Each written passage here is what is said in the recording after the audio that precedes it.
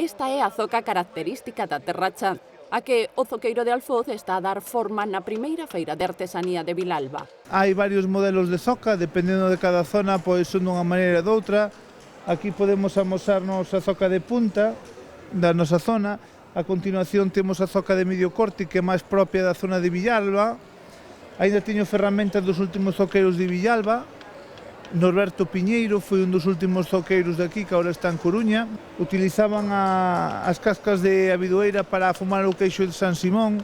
As demostracións en vivo dos oficios foron o maior atractivo da xuntanza de máis dunha vintena de artesáns organizada polo Concello vilalbés. Como iniciativa pareceme moi interesante e a calidad que se trouxo neste primer ano de artesanía é bastante grande, bastante alta. A cantería é algo que é moi noso, é moi de Galicia. E, por desgracia, pérdese. Pérdese porque no século XXI parece que non hai sitio para este tipo de traballos. Os galegos todos somos canteiros, como todos somos tallistas de madeira, como todos somos ferreiros. Sobre todo ves así a mellor a xente maior que fai décadas que non vio unha fragua e veis, quedase mirando e venlle recordos. Nós temos unha asociación que se chama el Consejo del Hierro, é un dos nosos objetivos, que guardar que non se perda o oficio.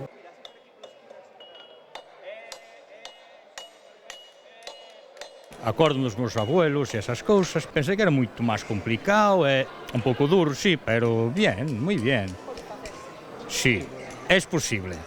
As ferreterías están ben, pero tamén se pode facer na casa.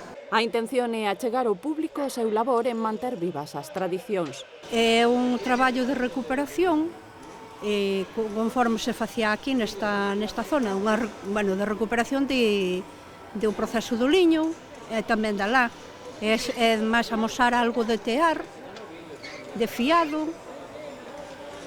e algunhas cousas das que facemos durante todo o ano. Estamos haciendo el Camino de Santiago, lo iniciamos hoy, y nos han informado que aquí había una feria de trabajos así, pues ya ancestrales casi diría yo, y como nos gusta mucho, pues nos hemos acercado. Tenemos una historia textil muy importante y entonces pues al ver el telar y todo esto, pues de verdad nos gusta mucho con dijéramos todo el trabajo artístico. E mentres a cesteira Lola Tourón acariñaba un corazón de bimbio, Marcos afanábase coa madeira de castiñeiro. Tendes a facer traballos pequeniños e moi vistosos.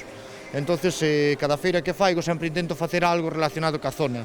Entonces aquí pareceume propicio facer o escudo do pueblo, o escudo de Vilalba. A carpasita na Praza da Constitución de Vilalba colleu tamén unha interesante exposición de esculturas feitas en pedra e ferro.